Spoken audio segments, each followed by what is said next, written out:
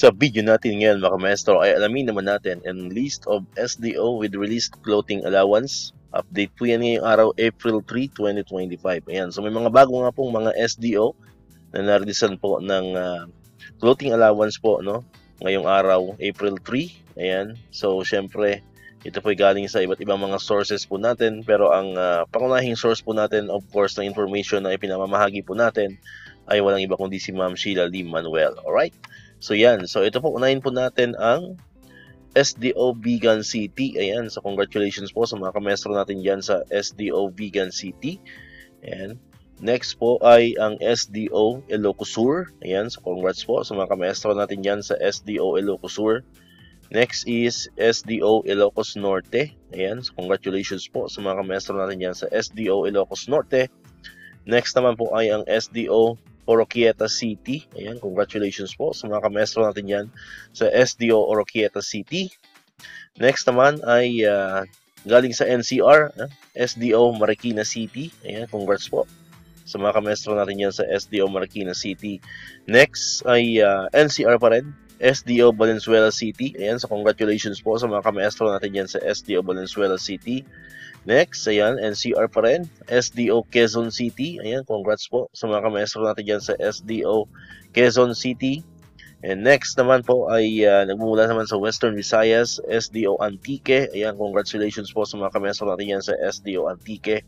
And next po ay ang SDO Pangasinan, or hindi lang natin ma-sure ano po mga kamestro kung ito ay Pangasinan 1 or Pangasinan 2. Siyempre kasi diba, sa pagkakalam po natin, ang Pangasinan po ay nahati yan sa dalawang division. Ano po, yung SDO Pangasinan 1 and SDO Pangasinan 2. Ayan, so kung may nanonood po sa atin yan from SDO Pangasinan 1 or Pangasinan 2, paki-confirm na lang po mga kamaestro kung alin sa inyong dalawa ang na-release na ng clothing allowance, or kung pareho kayo, ano po mga kamaestro. Alright? Next naman, ito po ay hindi na sa official Facebook page ni Ma'am Sheila Lee Manuel. Ito naman po ay nakalap natin sa iba't ibang mga legit na Facebook group, Facebook page, sa mga comment section po na nakikita po natin.